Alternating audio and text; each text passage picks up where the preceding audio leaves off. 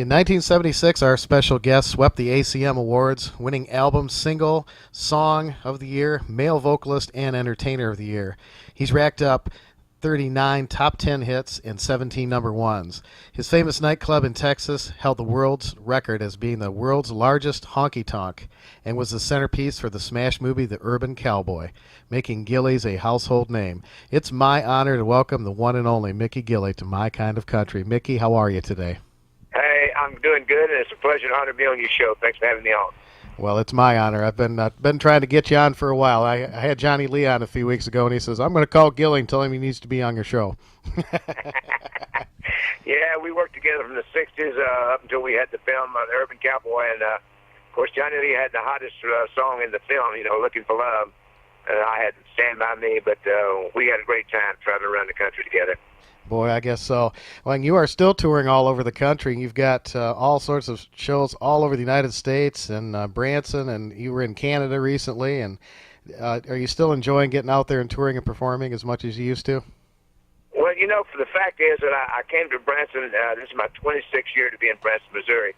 And I got the bright idea since Mel Tillis came in here, and he told me one time, he said, sell everything you got in Nashville and move to Branson. This is where it's going to be happening at. And I found out that instead of me taking the music to the people on the buses, they were coming here as a tourist town, and I was able to perform in the 90s, and we had a great big thing going in the 90s here in Branson. At my 26 years here in Branson, the atmosphere and everything has changed in country music as far as Branson is concerned.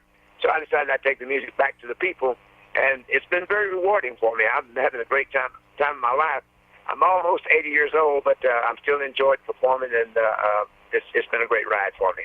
Oh, that's fantastic. I'm glad to hear that. Well, you had a pretty serious accident a few years back. Tell me a little bit about that and tell me how you're doing. 6 years ago, I was helping a friend of mine move a little piece of furniture with a little love seat, weighed about 40, 50 pounds. I played golf all day long, and I'm backing out the doorway, and I stepped in a flower bed, and I fall backwards about 25, 30 inches. I landed on the back of my neck. I didn't land right. And I damaged C4, 5, 6, and 7. I had a spinal cord injury. I woke up 2 days later. I had a neck brace on. I was paralyzed from the neck down. I couldn't move. The doctors at that time thought that I'd never walk again, but I am walking. I'm not walking as well as I'd like to, but I'm getting around pretty well now. My hands haven't returned totally to me where I can play the piano, but I carry a 7-piece band with me and 2 girl singers, a crew of 3, and we come out and try to do the show and make it entertaining.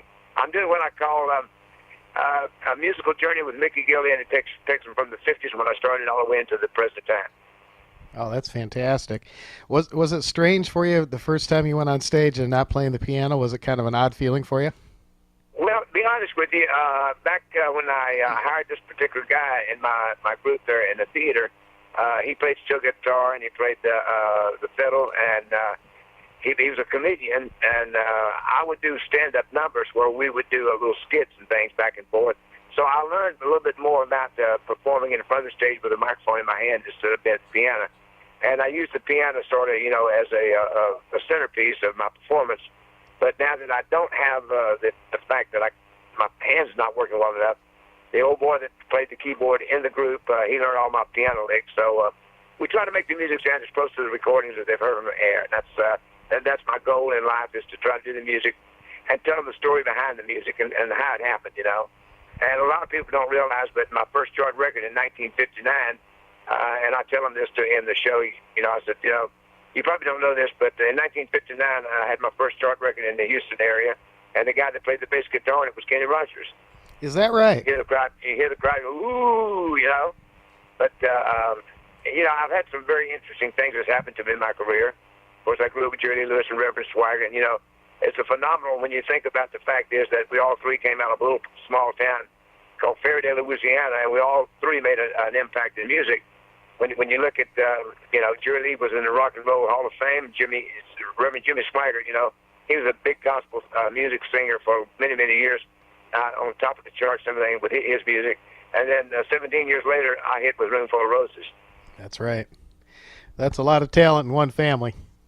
Well, it's sort of phenomenal that 3 guys, all within 6 months of each other's age, accomplished what we did in the music business. It's quite thrilling, too. Boy, I guess so. Do you and Jerry Lee still get together and perform once in a while? No, we don't ever perform together, but I've seen him about once a year. We're all getting up in age now. I hadn't seen Jim in about 15 years, but I see Jerry Lee a little bit more. Like probably once a year. I usually run into Jerry somewhere. Uh-huh. Well, that's great. Well, one of your early songs that I've always liked, and I think it was really the first big hit was on Paula Records at, I want to say 1968, and you correct me if I'm wrong, but Now I Can Live Again.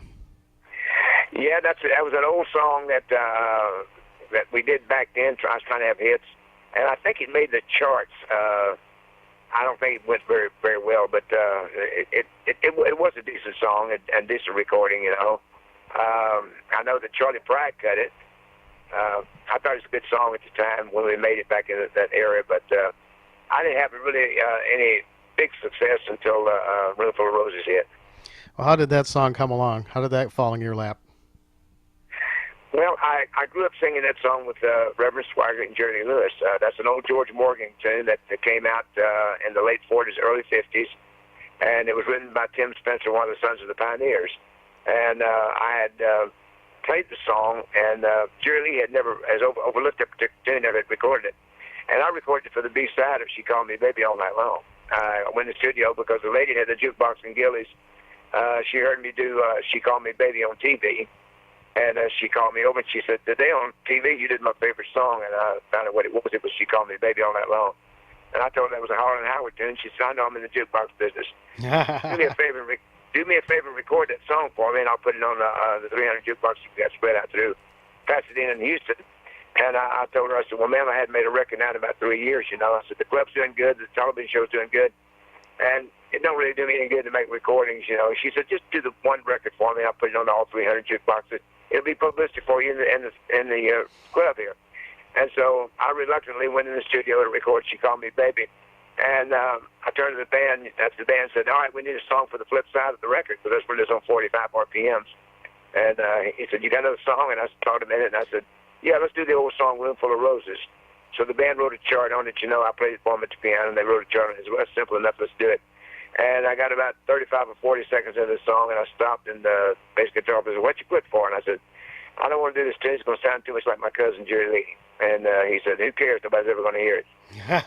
And that's how close it come to not being recorded, Wow. I went ahead and did the song, and the radio station flipped it over.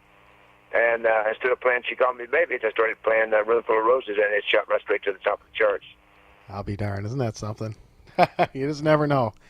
Yeah, I tell you in the show, I said, it didn't take me long to figure out the ladies like the flower songs. That's the reason why I recorded so many of them. Yeah, I overlooked an orchid, and I did Roomful of Roses, Overlooked an Orchid, Big Bouquet of Roses, San Antonio Rose. I did everything but Tiptoe Through the Tulips. Yeah. Well, you had some other songs that they were hits earlier in country music, but you brought them back again and kind of made them your own. Songs like "City Lights" and "Window Up Above," and that's pretty amazing. And "Stand by Me," I mean, that wasn't even a country song, but it became kind of a signature song for you. Well, the "Stand by Me" was picked by the producer to do this particular thing for the film, The Urban Cowboy. And I didn't really care for the way we started off doing it, but it turned out to be a major hit for me. And later I had to go back and apologize to him and tell him, I'd like to work with him on some more music. And sure enough, he really turned my career around. He took me out of the shadow of my cousin Jerry Lee and gave me sort of an identity. So I owe a lot to, his name was Jim Ed Norman. He was also the producer of Anne Murray. So we had quite a run there in the 80s. I think I had 8 or 9 #1 songs with him. That's fantastic. That's how, he was a good. He got some things on albums for me that are just masterpieces that that I can never go back and do any better than what we did back then. Absolutely. Great producer. Well, I wanted to comment on "She Called Me Baby" too. I absolutely love your version of that. The first time I heard the song, Charlie Rich had done it, and then when I heard your version, man, I just knocked me out, and it still does. Great song. Well, that's the one I went in to record, and that was the flip side of Roomful of Roses. It was Roomful of Roses and She Called Me Baby. And I thought that She Called Me Baby All Night Long was the A side. But when I took it to the radio stations there in Houston, I asked the guy, I said, would you play one of these songs when you do the ad on the club? Because we was buying advertisement for the club. And I'll never forget the program director there on Keno Radio. His name was oh, Bruce Nelson. And he says, what side would you like me to play? And I said, well, won't you listen to him? You play the one you like. So he listened to She Called Me Baby, he flipped it over, and he played Room Full of Roses. He says, I kind of like the flower song. I said, okay. Put it on and it went crazy. There you are. There you are. Well, I've got to ask you, this is my all-time favorite song that you did, and it's called She's Pulling Me Back Again, and I got to ask you the story on that one.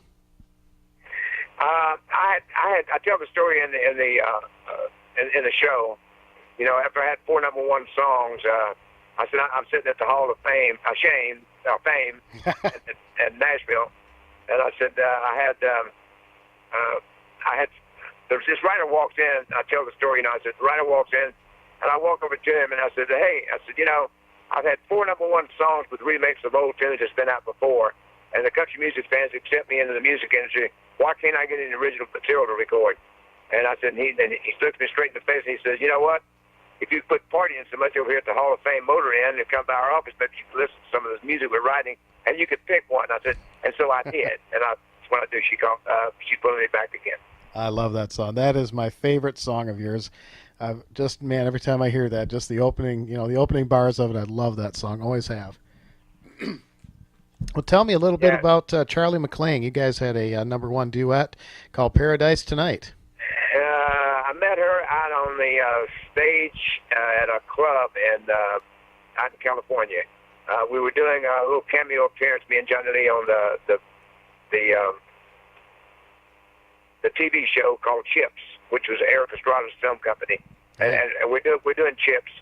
And we're sitting at the bar stool. Of course, we didn't have any speaking lines, but they were shooting the scene. On the stage performing was Charlie McClain. And when she walked off the stage, I walked over to her and I asked her, I said, how do you feel about doing duets? And I had gotten the idea from watching Conway and Loretta, because I traveled with Conway and Loretta all those years. And she said she'd never thought about it before, but she would entertain the offer. And since we both recorded for Epic Records at the time, there was no problem to do the duets with her. I didn't have to get permission or anything. About 5 months later, I'm in Nashville, and I get a call from a record producer. And he says, I understand that you want to sing with Charlie. And I said, well, we talked about it in Burbank. He said, well, I'm working with her on an album down here. Why don't you come down to the studio, listen to what we're doing? So I jumped in the car, and I went down to with my pilot that was flying my airplane at the time with me. We went down to the recording studio and walk in. They're working on this song, Paradise Tonight. And he looks over at me and he said, how do you feel about making this song a duet? I said, I got no problem with it. I walk out in the studio in about an hour and 15, 20, maybe 25 minutes. We had recorded Paradise Tonight. As I'm leaving the studio that night, I turned to the guy flying my airplane with me, and I said, you know what? That's got to be the biggest piece of junk I think I've ever recorded. About 15 weeks later, it's number 1 in the country charts. I backed up and I looked at him straight in the face and I said, that's a pretty good song. Well, I think George Jones said that initially about He Stopped Loving Her Today. He said nobody's going to buy that morbid son of a gun, and there you go. Yeah, you never know. Some of the things the same thing happened when the producer brought You Don't Know Me into the recording session, and I told him, I said, every country act ever picked up the microphone and recorded this song one time or another. And I said, the best version of it was by Ray Charles. I said, I can't follow Ray Charles. I don't need to do this song. He said, don't worry, it's going to go on an album. Well, I went ahead and recorded it. The record company liked it so well, they released it as a single. Not only does it go number 1, but when it went number 1, I got to sing the song with Ray Charles. Oh, neat. And that was quite a thrill, one of the highlights of my career. That's really neat. Well, tell me about Don't the Girls All Get Prettier at Closing Time? That's one of the most requested songs I get for you. Actually, a guy by the name of Eddie Kilroy, who was producing me in the 70s, he found the song, and he brought it in and played it for me, and I told him, I said, man, it's a great song. I'd really like to do that tune, but it really don't fit me, I don't think. I said, it's got the wrong beat to it. He says, it'll work with that boogie beat on your piano. And I said, nah, I just don't think so. I said, it's probably more like a Waylon Jennings or something like that, He says, no, he says, you can do this tune. Lo and behold, he held on to it. We missed it on the next recording session. But on the second one I went into, and I said, you know what? That song, The Girl Get Pretty Close Time, has been haunting me. I said, I think it's a great song, He said, you can do the tune, Gilley. So I said at the piano, he said, give me that boogie beat on the piano. And I started that little boogie beat, and he started singing. I said, damn, it will work on it. So that's how it came about. I recorded it, and it came out and went number 1. That's a classic song. I love that one. I want to ask you about American Pickers. I saw a show a few years ago that they came and visited you and bought some of the memorabilia from the Gilley's nightclub. Was that something that was planned ahead of time, or did they really just happen to find you? Actually, they came in to talk to a friend of mine that had a lot of different things from Gilley's. And he called me and he says, the American Pickers will be in town. Can they come over and see you? I said, sure. So they came to my warehouse and they walked in and, of course, a lot of the stuff they stage, once they meet you. But, I sold them a lot of junk. Do you still have a lot of that stuff from Gilley's? Well, we have quite a few things, that we remanufactured because, the Gilley logo thing was so popular with everybody. So, the T-shirts, the glasses, the mugs, the cups, things like that. We can manufacture those. And the beer cans, I can't manufacture any more of those because I only had about 5,000 of them. And after they came and bought some of them, I mean, they went off the shelf like like I don't know what you said, real quick. I mean, we've got probably maybe 1,500 of them left. We Wow. must have sold 3,000 or 4,000 of them. My gosh, that's amazing. What there was a back in the '80s when when Gilley's was in full swing. They did a weekly radio show called Live at Gilley's, and I've seen a box set come out with some of those songs, and then there's been a few of the shows that have been released. I know the Bellamy Brothers had one, Johnny Paycheck. Are those master tapes? Are those something that you have? Or are those something you're planning to put out at any times? You had just about everybody. I got rid of all the tapes that came out of there because I didn't have the right to do anything with them. We sent them all to Westwood One, and they programmed them and put them out back at that particular time. But no, I don't have any of the things left on the original recordings. Well, I hope they release some of those because anybody that was anybody played at Gilley's and those live shows. That's kind of a historical thing. Well, I'm sure that they're still out there because Westwood One out of California, put them out.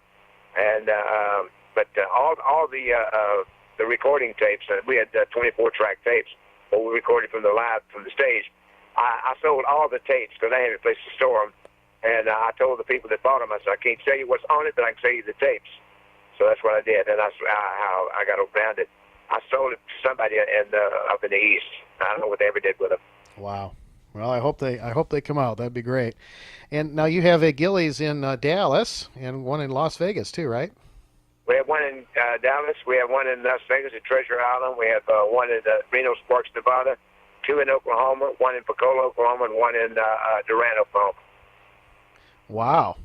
And I'm trying to rebuild the one in down in Pasadena, Texas, but I'm having a problem getting it into Pasadena. But we may do it in an outlying area of Pasadena. Wow, that would be fantastic. Tell me just a little bit about that time and what was going through your mind as all this stuff. I mean, it had to be happening so fast, with the movie and the club and everything. What was kind of going through your mind? Give me a little, insight of what was going on in that day. When the old boy came down to Houston and wrote the article, The Battle of the Urban Cowboy, I didn't really care for the article that much. And we're on our way out to California, and my business partner at the time, Mr. Cryer, who passed away, by the way, he told me not to say anything negative about the article because we might get a film on it. And I looked at him like I said, are you kidding me? And he says, no. He says, they're looking at John Travolta to play the part. And when he said John Travolta, I got to thinking, Saturday Night Fever, let's see, this could be a country night fever. Even though it was called the Urban Cowboy, I had the inkling to say, this could happen. This could be good for us, Yeah. And sure enough, Jim Bridges, who did the director, was directing the film, he told me and Cryer at the time, he says, if we do this film, he said, this club will never be the same. And he was totally 100% correct. It exploded when John Travolta did the film. I didn't really believe they were going to do the film until I saw the Paramount trucks pulling in the parking lot. Well, that's what an amazing thing, and it had to be fun days there. I can just imagine. And another thing too is I'll tell you is that I got a call from the Fox Network, and they're thinking about doing an Urban Cowboy series on television, and they contacted me and asked if they could use the logo, on a club to do a duplicate of what a replica of what the club looked like. Uh-huh. And if they do that, it'll be good for us again. And I gave them permission to use it. I said, yes, you can use it, no problem. So I signed off on them using the logo. And if they do that, we'll have Gilley's on TV again. Oh, that'll be fantastic. I know your fans will love that. It became a household name. Gilley's, to this day, it's a household name, and people still have, memorabilia from there, stories from going to Gilley's, and what an amazing legacy. Yeah, it's been a great ride, I can tell you. It's unbelievable. It's been one heck of a ride. And I turned 80 March the 9th, and I feel pretty good. If I hadn't fallen and hurt myself like I did, I could still be at the piano playing the piano for the plant bands. But I think we're doing an entertaining type show because I'm doing what I call a musical journey with Mickey Gilley, and that's from the 50s into the present time. But anyway, they can go to my web page and look at the places we're going, and also they'll follow me on Facebook. I'll keep them up to date, and maybe they'll come out and see me. All right, and I encourage it. Mickey Gilley, you're singing better than ever, and I want to thank you so much for taking time to talk to us here today on My Kind of Country. It's been an honor and a pleasure to have you on the show. Scott, it's been my pleasure and honor being with you on the show, and thanks for having me on. Call me anytime. You got my number now, so call me anytime. I appreciate it. Mickey, we're going to play one of your songs, and I'm going to let you pick the next one we're going to play. It's up to you. Well, I'd like for you to play the one that got everything started for me. You got Room Full of Roses queued up there. It was a classic by yours truly, one of the biggest records I had. And I can remember when I started traveling with Conway on account of that one song hit for me. We'd stop at a truck stop somewhere, and I'd walk in, it'd be on a jukebox. Everybody knew Conway, but they didn't know Mickey Gilley. But I hear Room Full of Roses playing. I said, "That's me, that's me." That's great. Well, we're gonna play Room Full of Roses. Thank you so much, Mickey Gilley. God bless you, and safe travels on all of your tour dates, and we'll look forward to seeing you. Thanks, Scott. Appreciate it. All right, that's Mickey Gilley of My Kind of Country. Here's Room Full of Roses as we continue on Fish Creek Radio.